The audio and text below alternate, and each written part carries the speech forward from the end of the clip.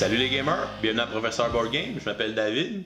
Aujourd'hui, on fait une autre vidéo top 10 et pour faire cette top 10, je suis en compagnie de Christian qui est éditeur de jeux chez Le Scorpion Masqué.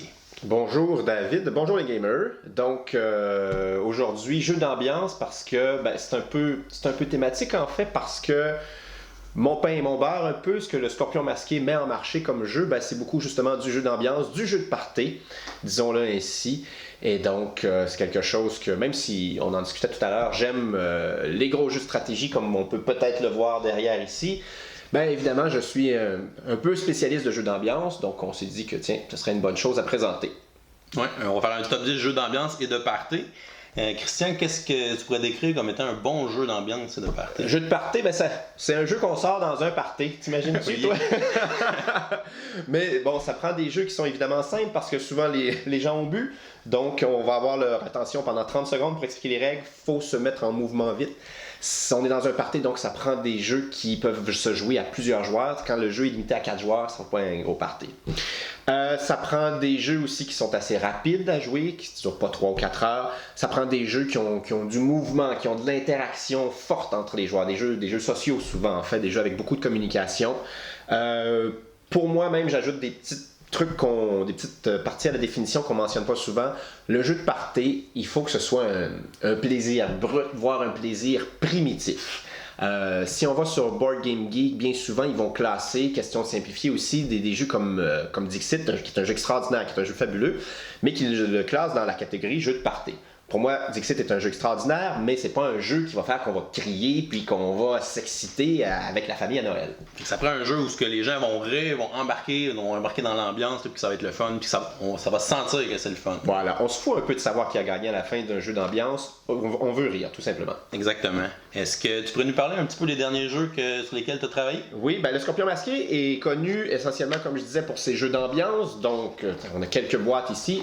Le premier jeu qu'on avait publié, Je te gâche que, qui était ma création, qu'on a vendu au Québec, en France et dans une douzaine d'autres pays, en russe, en grec, en allemand, c'est assez extraordinaire, qui est un jeu auquel on joue pendant qu'on fait autre chose. Donc, pendant qu'on tient un party, ou à la limite, pendant qu'on joue à un autre jeu, on va jouer à Je te gâche que. Chaque joueur a 3 défis secrets à accomplir pendant la soirée devant des témoins, mais sans que les témoins devinent qu'on est en train de faire un de ces défis. Et en même temps, il faut garder un œil ouvert parce qu'il faut spotter c'est quoi les défis des autres joueurs. On a aussi une réédition d'un jeu que les fans du Scorpion Masqué connaissaient bien. Donc, on ramène Miss Poutine sur le marché. Et donc, ça, c'est vraiment ce que je décrivais tout à l'heure, jeu de party. On se crie littéralement après. Le joueur qui crie le plus et le plus fort dans Miss Poutine risque de gagner. On a des joueurs qui sont des caissières qui prennent des commandes, donc ils vont crier aux cuisiniers ce dont elles ont besoin pour compléter leurs commandes. C'est complètement débile, vos voisins vont vous détester, mais on rit beaucoup. Et pour répondre à ta question, qu'est-ce qui est tout récent au Scorpion Masqué? On a sorti cette année un jeu dont on est assez fier, Maudite Momie, qui est un petit jeu qui mélange des mécanismes de prise de risque. Est-ce que je mets tout en jeu ou bien je chicken puis je mets mes affaires en sécurité? Et aussi de bluff. Es-tu en train de me mentir? Donc voilà, qui résume l'actualité du Scorpion Masqué. Très intéressant. Alors, t'es prêt, Christian? Je suis plus que prêt. Alors, top 10 jeux d'ambiance et de party. Position numéro 10, donc j'ai choisi le jeu d'origine québécoise Expressio, qui est un jeu qui représente un peu la famille. Il faut que je te fasse deviner quelque chose. Donc les craniums de ce monde, les jeux de mime, les Pictionary, il faut que je te dessine quelque chose et que tu devines. Expressio a eu le génie, premièrement, de tout mélanger ça. Je pense qu'il y a 10 façons de faire deviner le mot que je dois faire deviner. Donc le jeu est composé d'une pile de cartes. J'en tire une et puis là, dans le temps du sablier, je dois vous faire deviner le mot table. Bien là, au lieu d'avoir à le mimer ou avoir à le dessiner, je choisis laquelle des 10 façons. Et ce que j'aime beaucoup, c'est que il y a des façons qui sont plus faciles que d'autres, évidemment, de faire deviner le mot table, mais plus la façon de faire deviner est facile, moins ça va rapporter de points à mon équipe. Donc là, il y a une petite dimension joie, il y a une petite subtilité qui est amenée, quelque chose d'un peu plus moderne, de très novateur en fait, et qui amène, ce que j'aime beaucoup de ce jeu-là, c'est que ça amène le grand public ailleurs, ça l'amène un petit peu plus loin dans, justement, ça le met le bras dans le tordeur, dans les mécanismes plus gamers, sans être très très compliqué en fait. Tu choisis de quelle façon tu vas faire deviner. Et c'est aussi génial parce que souvent, quand on joue à ce genre de jeu-là, il y a toujours ma oncle chose ou ma tante machin qui, elle, est trop gênée pour mimer, puis ça casse un peu le jeu. Et si ma tante machin ne veut pas mimer, elle peut dessiner à la place ou elle peut poser une question ou elle peut décrire tout simplement. Ce qui fait que tout le monde peut être à 100% dans le jeu sans être trop gêné. Donc voilà, Expressio, excellent jeu de « je te fais deviner quelque chose ». Excellent. C'est vrai que c'est une thématique qui revient souvent dans les jeux d'ambiance, des deviner, des charades, des choses comme ça. Alors, excellent choix. Pour ma part, mon numéro 10, c'est un jeu qui n'est pas encore très disponible sur le marché. C'est le jeu Secret Hitler. Ben voyons donc, c'est impossible qu'on s'en reparle. Jamais. Donc, c'est un jeu que j'ai eu la chance de jouer beaucoup sur Tabletop Simulator, qui est un programme qu'on peut jouer sur Steam, où on a des représentations virtuelles des jeux de société. Alors, on a le livre de règles qui est dedans et on peut aller jouer avec les composantes. Pendant la campagne sur Kickstarter, ils avaient mis le jeu disponible sur cette plateforme-là pour que les gens puissent le tester et l'essayer. Et je l'ai fait beaucoup avec plusieurs amis. On se branchait avec nos micros ensemble le soir, puis on allait jouer là-dessus ensemble. Donc, vous étiez combien à jouer comme ça? On jouait à 6. 6, ok. Donc, c'est sûr que jouer en ligne à ça prend une communication. Il faut qu'il y ait une interaction sociale qui se fait dans ce jeu-là. C'est un jeu un peu, pour ceux qui connaissent le jeu La Résistance, qui a des mécaniques similaires. On va recevoir une carte de rôle cachée au début de la partie et un de nous sera évidemment Hitler. Et il va y avoir avec lui des fascistes et les autres joueurs seront des libéraux. Donc les libéraux, leur but va être de voter des lois libérales et les fascistes et Hitler, leur but sera de voter des lois fascistes. Alors à chacun des tours, on a un président qui va tourner d'un joueur à un autre et le président va proposer un joueur pour être élu chancelier. Les autres joueurs vont décider de voter sur cette décision-là, à savoir s'ils veulent que ce joueur-là soit chancelier. À partir d'un certain moment dans la partie, si Hitler est élu chancelier, il va automatiquement gagner la partie. Alors, plus la partie avance, plus la tension est palpable, plus on a des doutes sur certaines... On se soupçonne les uns les autres. Exactement. T'es-tu dans mon clan ou t'es pas dans mon clan? Plus la partie avance, plus les fascistes débloquent des pouvoirs aussi en mettant leurs différentes cartes. Ils vont même pouvoir éliminer quelqu'un à un moment donné en cours de partie. Puis là, ça devient dangereux. Si Hitler est élu chancelier, il peut gagner directement la partie. Alors vraiment un beau jeu de rôle caché, de bluff, déduction. Vraiment simple à apprendre, vraiment le fun, ça joue vite. C'est le genre de jeu qu'on va jouer 1, 2, 3, 4 parties de suite, vraiment c'est le fun. Alors vraiment un beau jeu de party pour moi, Secret Hitler. On va probablement en reparler plus tard. Oh, à suivre. Pour mon numéro 9, j'ai choisi un jeu du Scorpion masqué. Ben voyons donc. Mais c'est tout un hasard, hein? T'es racoleur. Ah, c'est pas pour être têteux en plus. Donc c'est le jeu Qui perd gagne. Donc dans Qui perd gagne, on va avoir des images au centre de la table qui représentent divers objets. Des photos, des objets, des n'importe gens. quoi. Donc les joueurs vont recevoir 11 cartes numérotées de 1 à 11 de leur couleur. Et à tour de rôle, de façon cachée, les joueurs vont associer les images entre elles pour faire des paires. Donc on va faire 5 paires d'images, puis on va avoir une image orpheline. Et ils vont placer leurs paires sur la table de façon cachée pour pas qu'on voit les numéros choisis. Par la suite, quand le temps va être écoulé du sablier, tous les joueurs vont révéler les paires qu'ils ont fait. Et quand on fait une paire qui est identique à plusieurs personnes, on va marquer des points. Alors on essaie de deviner, cette personne-là, moi je pense qu'elle va associer ces deux images-là ensemble, fait que je vais les mettre aussi ensemble. Attends, toi, t'as le temps quand dans 90 secondes, t'arrives à dire, lui, je pense qu'il va faire ça. Ah, des fois, ouais. Donc on essaie de lire un peu avec qui qu'on joue. C'est un jeu qui est vraiment drôle à jouer, c'est le fun à jouer. Il y a des gens il y a des couples qui jouent ensemble, des fois c'est drôle parce que j'étais sûr que t'allais mettre ça, puis non, t'as plus d'affinité avec lui, puis bon. Parce que dans le fond, on cherche à faire des associations qui sont logiques, parce que si on en a en commun avec les autres joueurs, on marque des points. Donc le truc, est-ce qu'on va associer les choses par couleur, par forme, ou pour leur utilité, leur composition? Les liens sont assez vastes, sont nombreux de ce qu'on peut faire. Exactement. Donc, il y a beaucoup d'images dans le jeu aussi. Les images sont recto-verso, alors c'est plus rapide entre deux manches. On fait juste tourner les 11 images, puis après ça, on peut les changer pour faire 2 autres tours de jeu. Alors, vraiment bien comme jeu party, vraiment le fun. La fois que j'y ai joué, on a eu vraiment du plaisir avec ce jeu-là. Mon numéro 9, Qui perd gagne. Mon numéro 9, moi, est un jeu qui a plusieurs années, au moins une douzaine, ça fait au moins 12 ans qu'il est sur le marché. Ça s'appelle Carambouille. Je crois pas que c'est encore disponible.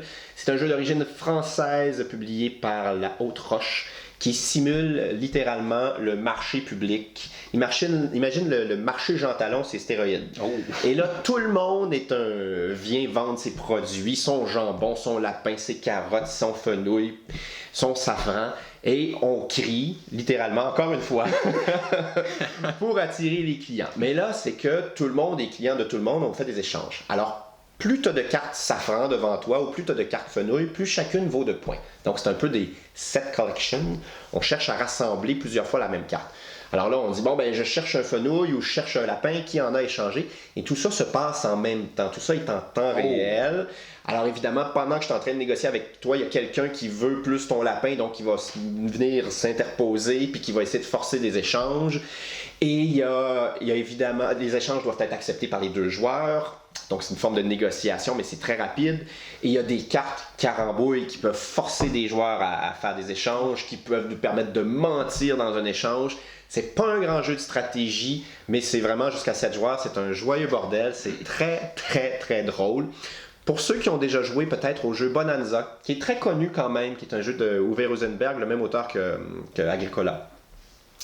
Donc ceux qui ont joué et qui ont apprécié Bonanza, je ne peux que vous recommander d'essayer Carambouille. C'est comme si on avait épicé vraiment beaucoup les petites bines de Bonanza, qui va vous sembler un peu fade une fois que vous aurez essayé Carambouille.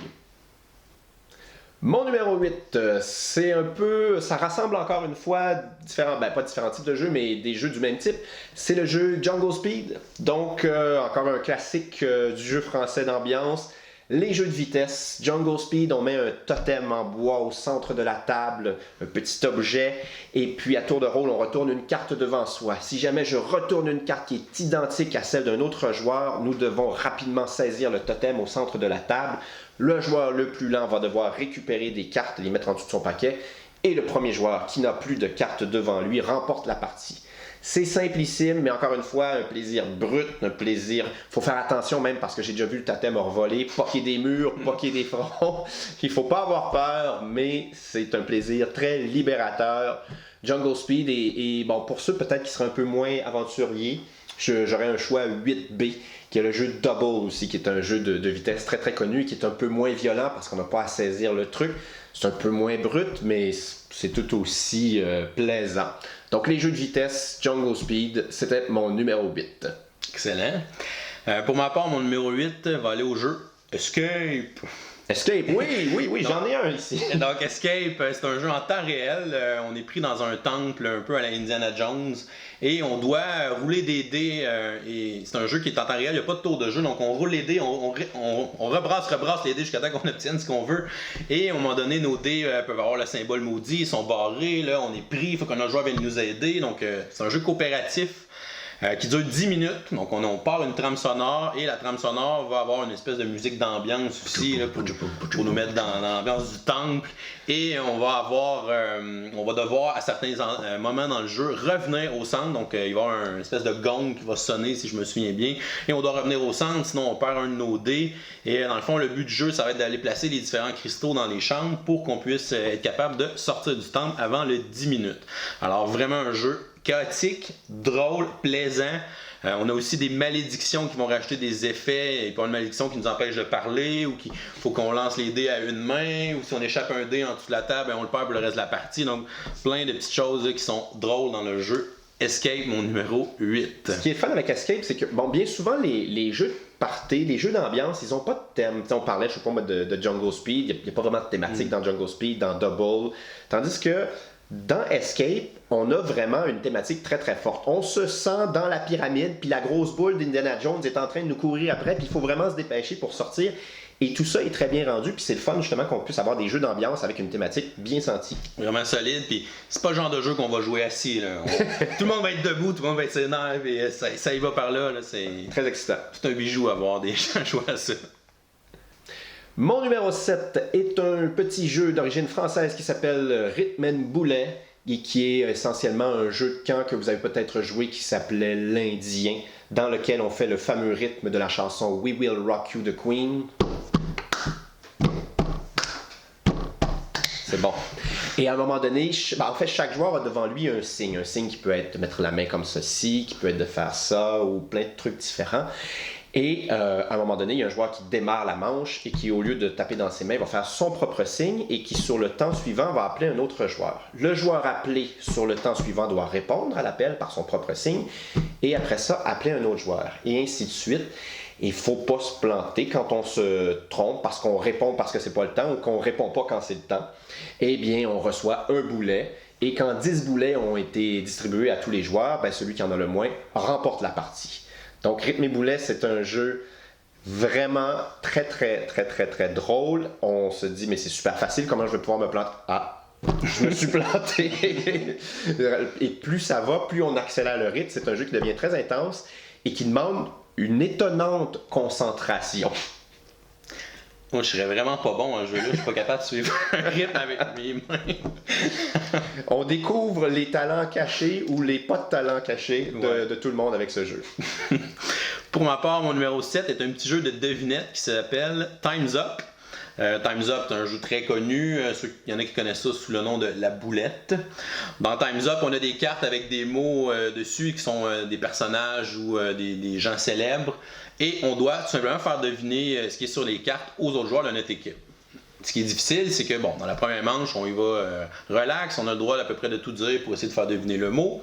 Ensuite, on reprend les mêmes mots qu'on a fait deviner, et dans la deuxième manche, on a le droit de dire seulement un mot pour le faire deviner. Donc là, il faut bien se souvenir de toute la liste des mots qu'on a eus, puis faire la bonne association. Puis faire des insides aussi, des fois, là, on va dire un mot qui n'a vraiment pas rapport avec le mot qu'on fait deviner, mais c'est juste parce qu'on avait parlé de ça quand on a fait deviner tantôt. Alors, il faut vraiment être attentif.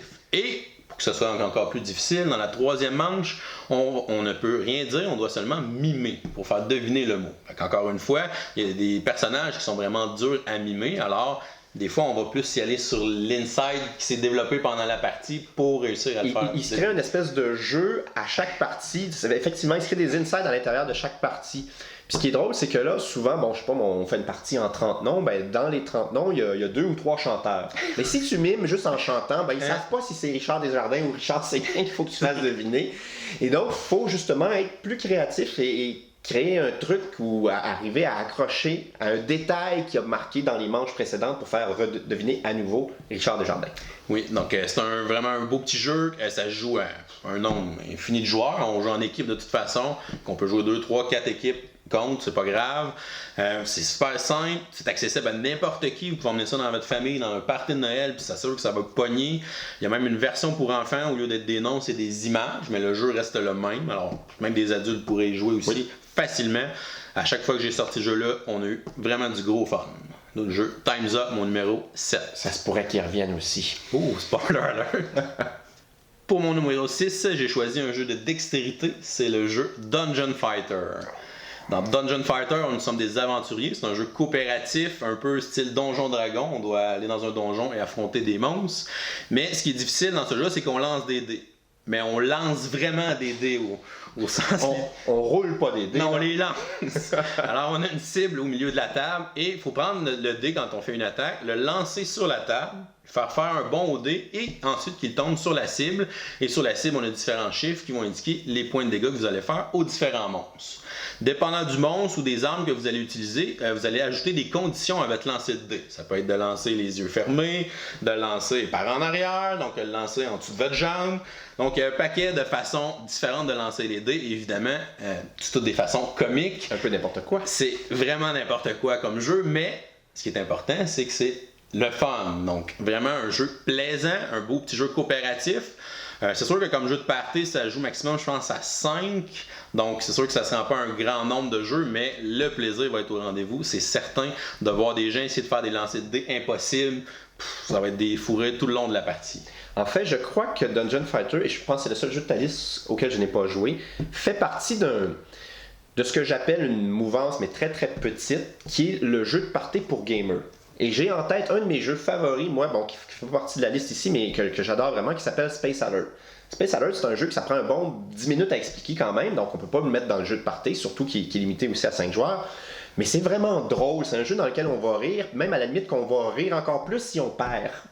Et il y a ça, notamment qui nous vient des Tchèques ou des Italiens, ces jeux-là qui s'adressent à des joueurs avec des univers thématiques riches, puis avec un lot conséquent de règles, mais qui sont là pour rire beaucoup plus que pour être appréciés par leur côté stratégique. Donc, je trouve ça le fun, c'est ce nouveau genre carrément de jeu qui arrive sur le marché. Moi, j'en avais un autre aussi dans le même genre. Je sais pas si tu as joué à Space Cadet.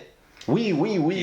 Un petit peu le même style. C'est pas un jeu de party parce que c'est long à expliquer parce qu'il y a plusieurs stations, mais quand on joue, c'est drôle, c'est facile. Puis, deux équipes qui s'affrontent. la version duel. Ouais. C'est très modèle jeu de party finalement. Donc, il y a ça qui se développe. C'était mon numéro 6, Dungeon Fighter.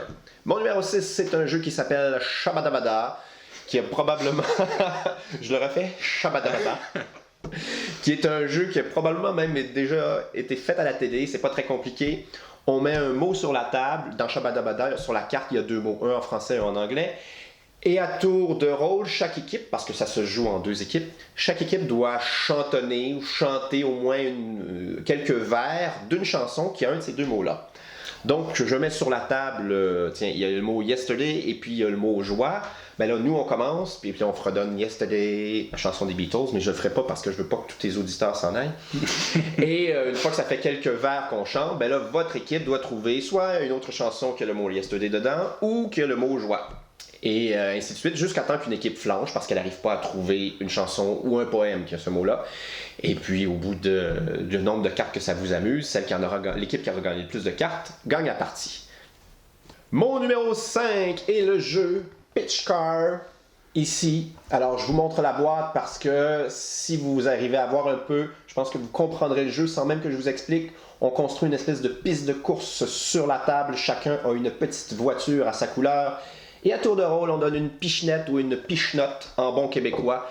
Et le but est d'arriver à compléter le parcours et à s'en sortir de la piste surtout avant les autres joueurs.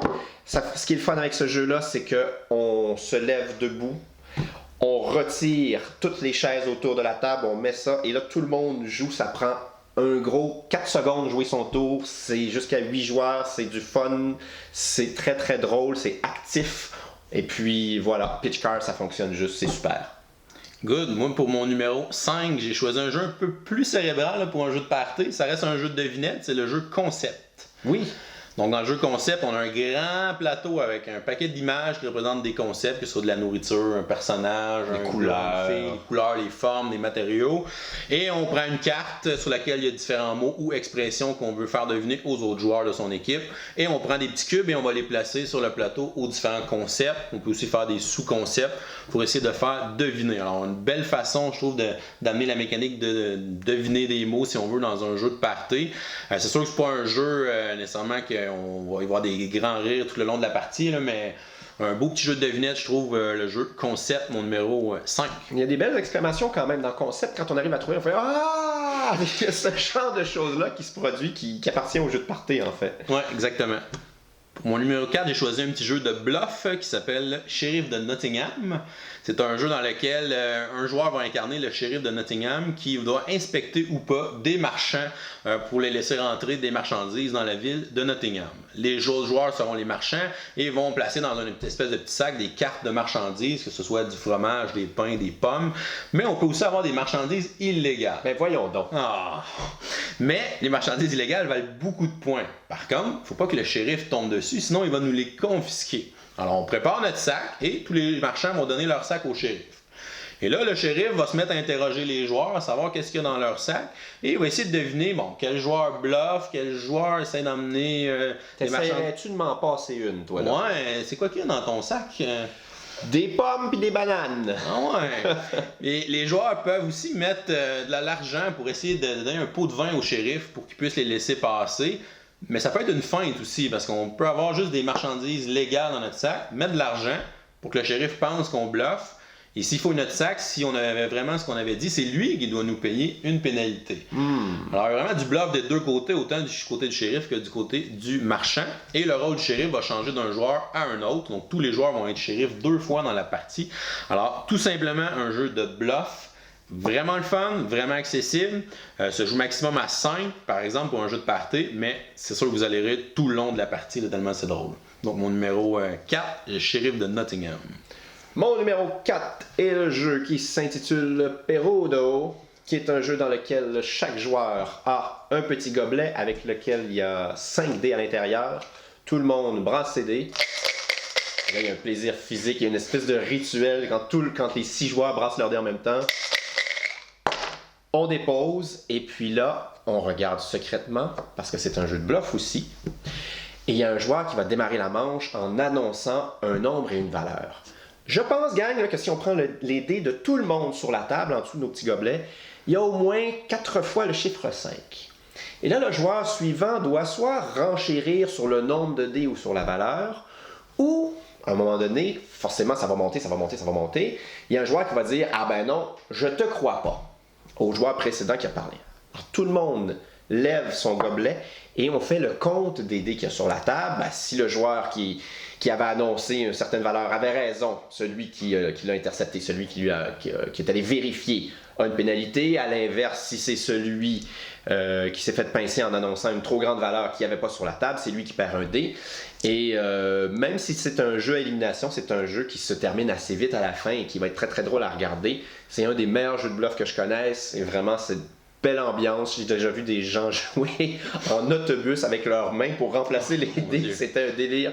Vraiment, Perudo, beau petit jeu de bluff et de dés. Mon numéro 3 est le jeu dont tu vas parler plus tôt, le jeu Time's Up. Donc, un jeu où un joueur essaye de faire deviner des trucs à son équipe. Je ne réexpliquerai pas au complet, mais le Time's Up est un jeu qui est vendu à des quantités astronomiques, vraiment, et qui a le génie de pouvoir s'adapter même à la culture des gens. Ce qui est bien, comme tu disais plus tôt, c'est que d'une manche à l'autre, parce qu'une partie de Time's Up est faite de 3 manches, on fait redeviner les mêmes trucs. Ce qui fait que même si tu ignorais ce qui était la personne qu'il fallait faire deviner dans la première manche, ben si tu as pu te souvenir du truc spécial qui avait fait qu'on l'a fait deviner, ben tu vas pouvoir jouer puis le faire deviner dans les manches numéro 2 et 3, ou le deviner toi-même en fait. Et donc, ça s'adapte bien à son public. Time's Up, excellent jeu où je te fais deviner quelque chose. Vraiment un bon choix. Pour ma part, mon numéro 3 est le jeu Spyfall. C'est un jeu dans lequel les joueurs vont recevoir une carte de rôle cachée. Donc, soit que vous allez recevoir la carte de l'espion. Il y en a juste une. Seulement une fois. Et si les autres joueurs vont recevoir une carte avec un lieu. Donc, tout le monde va avoir le même lieu. Exemple, on est dans un bateau pirate. Et on va avoir aussi un rôle décrit dessus. Donc, je peux être le capitaine du bateau pirate, je peux être le cuisinier du bateau pirate, ou je peux être celui qui tire du canon. Le perroquet. Ou le perroquet, peu importe. Donc, on a un rôle, on a un lieu. Donc, tous les joueurs, sauf l'espion, savent on est dans quel lieu. L'espion, il ne faut pas qu'il le montre, qu'il ne sait pas. Et là, on commence la partie. Le premier joueur va poser une question à l'autre joueur. Donc, je sais pas, qu'est-ce que tu fais ici aujourd'hui? Ben, moi, on m'a engagé, donc je suis venu travailler. Parce que là, je suis l'espion, mais je veux pas que ça paraisse. Et voilà. Donc, l'espion, on essaie de répondre du mieux qu'il peut là, pour essayer. Il faut pas trop qu'il donne d'indices non plus, comme si c'était une personne qui sait pas on est où. Mais des fois, c'est pas évident non plus. Faut pas que ça paraisse que je sais pas où ce qu'on est, mais en même temps, si tu me poses une question, puis que moi, je sais parce que je suis pas l'espion, je sais qu'on est sur un bateau pirate, faut pas que je dise, je suis venu sur le bateau pirate pour nettoyer le pont parce que je suis le second du capitaine. Parce que là, je vais brûler le punch, puis l'espion, il va m'entendre, puis il va savoir qu'on est dans un bateau pirate, et il va pouvoir répondre à toutes les questions comme s'il avait eu la carte. Et si l'espion, justement, réussit à deviner le lieu, mais c'est lui qui gagne la partie. Alors, il faut faire attention aux informations qu'on va donner. Il faut que je donne une information subtile pour que les autres joueurs... Ah oui, lui, il a l'air à savoir où ce qu'on est, mais il donne pas trop d'infos à l'espion. Alors vraiment, un beau petit jeu de bluff, encore une fois. Ça joue à plusieurs, jusqu'à 8 au moins? Jusqu'à 8 joueurs, donc vraiment facile dans un jeu de partie. Ça s'explique en 1 minute. Vraiment le fun, toutes les fois que j'ai joué aussi, on a des parties mémorables, donc on a ri à ce jeu-là. C'est un jeu qui est très créatif parce que autant dans les réponses que tu donnes quand tu te fais interroger, on le disait, faut que tu montres que tu fais partie de la gang, mais il faut pas trop que tu dises où on est pour pas brûler le punch. Que dans les questions que tu vas poser aussi, tu peux montrer dans la question que tu poses que tu fais partie du groupe. Parce que tu envoies un code, ouais. Et puis c'est très très beau pour ça. C'est très fin, c'est très raffiné en fait comme jeu. Donc vraiment un gros coup de cœur pour moi là, comme jeu de party, le jeu Spyfall, mon numéro 3. Pour mon numéro 2, j'ai choisi le jeu Deception Murder in Hong Kong. Pour moi, c'est un jeu qui mélange un peu des jeux style loup-garou avec un jeu comme Mysterium. Donc c'est un jeu où on va recevoir une carte de rôle cachée au début de la partie, comme dans loup-garou. Le joueur qui a le scientifique va révéler tout de suite sa carte aux autres joueurs, donc ça va être connu de tout le monde qu'il a ce rôle-là. Et le scientifique va faire un peu ce que le fantôme fait dans une partie de Mysterium. Donc c'est lui qui va donner les indices aux autres joueurs. Et chaque joueur va avoir devant lui 8 cartes. Donc 4 cartes qui représentent des armes du crime et 4 cartes qui représentent des pièces à conviction. Lorsque tout le monde a ses cartes devant lui, sauf le scientifique qui n'a pas de carte, le scientifique va un peu faire comme le maître de jeu au loup-garou, va demander aux autres de fermer les yeux, et là va demander au meurtrier de se révéler à lui et de choisir une combinaison d'une arme et d'une pièce à conviction devant lui. Alors le scientifique va connaître les informations, c'est qui le meurtrier, c'est quoi l'arme du crime et la pièce à conviction. Par la suite, les autres joueurs vont ouvrir les yeux et là, le scientifique va avoir devant lui des tuiles avec des informations. Par exemple, il peut avoir une tuile qui est écrite la cause de la mort et il va prendre un marqueur et il va placer le jeton sur un des mots. Donc, on pourrait dire cause de la mort, il a été étouffé. Donc là, les joueurs vont dire, il a été étouffé, mais toi, t'as un oreiller là, dans tes armes, c'est peut-être toi le meurtrier. Ah, mais toi, t'as une corde. Puis... Donc là, les joueurs commencent à s'accuser un peu entre eux. Et là, tranquillement, le scientifique va placer ses jetons sur ces 6 tuiles d'information. Et les joueurs vont essayer de trouver qui est le meurtrier avec la bonne combinaison de 2 cartes. Donc, on doit avoir obligatoirement les 2 cartes pour le deviner. Donc, un jeu d'enquête, mais un jeu aussi de bluff. En fait, t'es-tu de mon clan ou t'es pas de mon clan? Ouais. Donc, vraiment le fun. C'est un jeu qui joue jusqu'à 12 joueurs. Donc, vraiment bon comme jeu de party. Ça s'explique rapidement. C'est simple. C'est vraiment le fun aussi. Je l'ai sorti souvent dans les derniers mois, ce jeu-là. Donc, vraiment du gros plaisir. Le jeu Déception Murder in Hong Kong, mon numéro 2. Mon numéro 2 rassemble un peu justement les jeux à identité secrète. Donc on en a nommé déjà quelques-uns, mais c'est un genre qui fonctionne bien. Je pense que la plupart des gens connaissent Loup-garou. Et la nouvelle tendance, la prochaine bombe en fait, tu l'as mentionné un peu plus tôt, c'est le jeu Secret Hitler. Et là, je vous apporte la boîte que je rapporte tout juste de Gen Con, Indianapolis.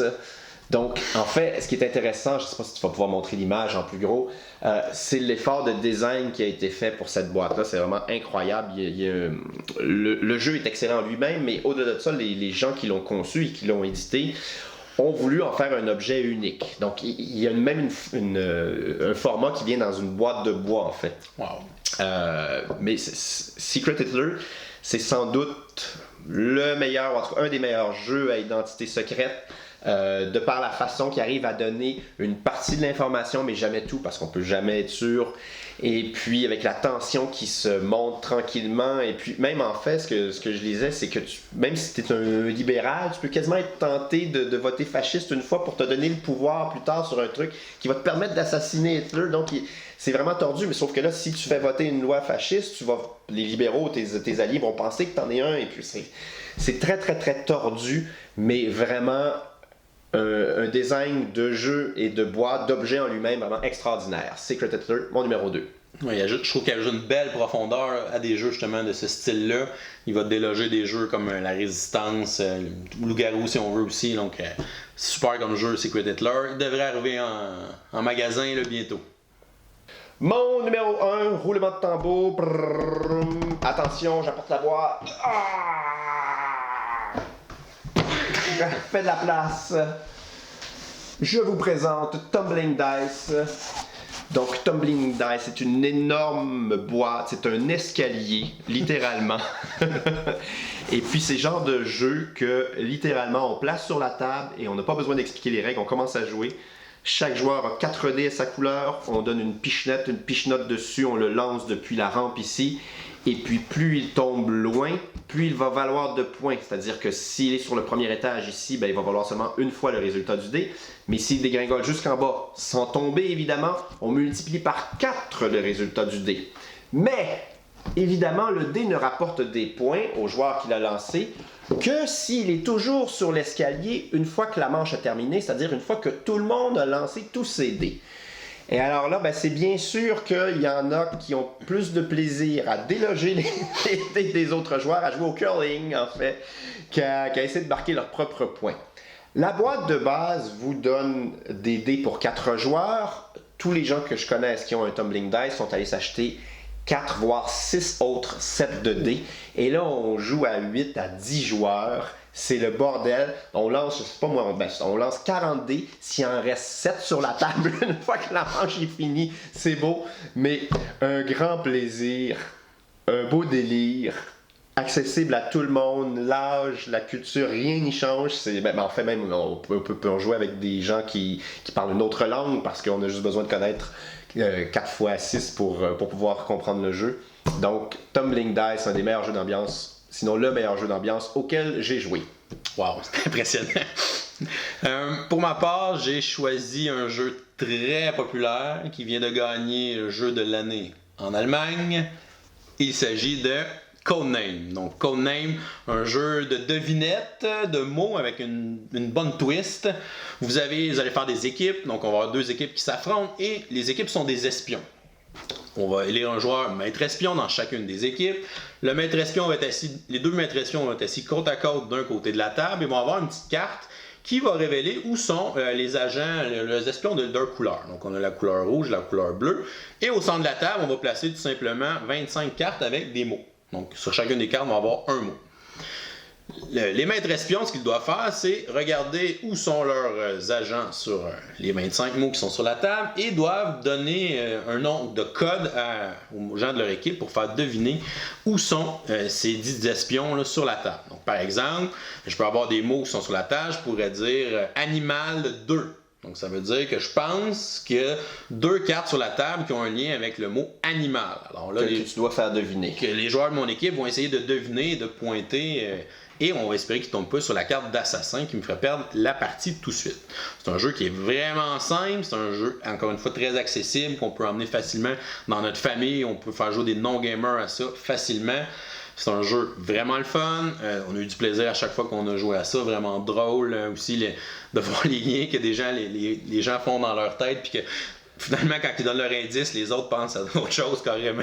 Puis, non, c'est... La partie difficile de ça, c'est quand on est maître espion, justement, on donne notre indice et là, on entend les discussions des membres de notre équipe qui vont pas du tout là où on pensait. Il faut rester impassible. Poker face, là.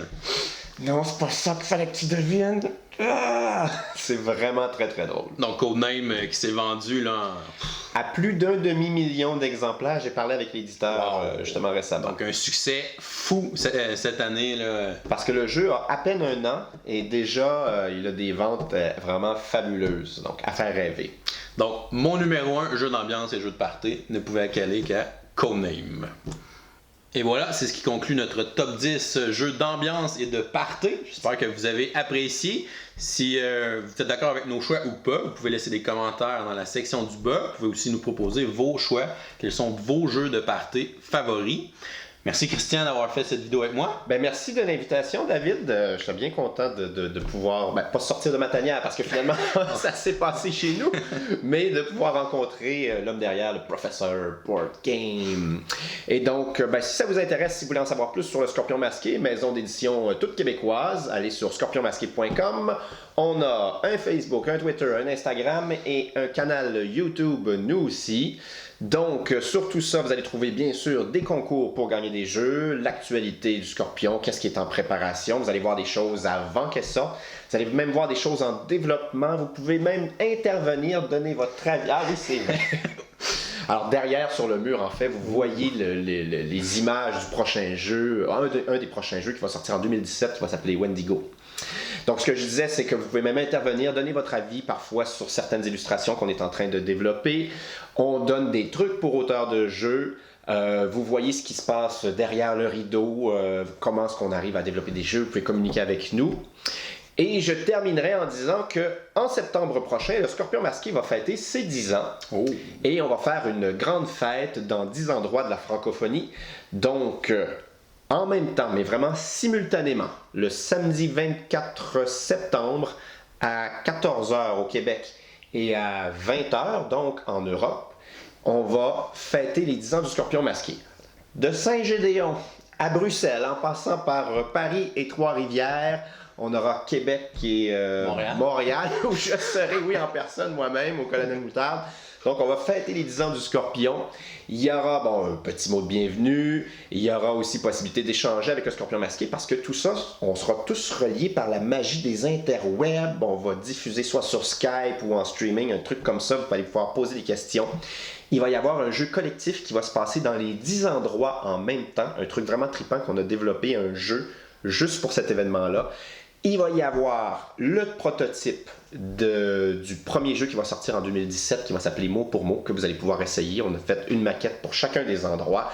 Et bien d'autres surprises. Donc, c'est un rendez-vous samedi 24 septembre. Allez sur le Facebook du Scorpion Masqué pour voir l'événement et trouver l'endroit qui est le plus proche de chez vous. Wow! Ça promet comme soirée, donc manquez pas ça. C'est tout pour aujourd'hui. Je vous dis à la prochaine et continuez de gamer.